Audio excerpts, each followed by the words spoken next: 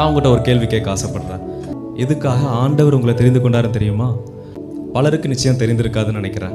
ரொம்பவே சிம்பிள். இந்த வசனத்தில் அருமையாக சொல்லப்பட்டிருக்குது. உபாகமம் 7வது அதிகாரம் அதனுடைய 7வது வசனம். சகல ஜனங்களிலும் நீங்கள் திரட்சியான ஜனம் என்று கர்த்தர் உங்கள் பேரில் அன்பு வைத்து உங்களை தெரிந்து கொள்ளவில்லை. நீங்கள் சகல ஜனங்களிலும் கொஞ்சமாயிருந்தீர்கள்.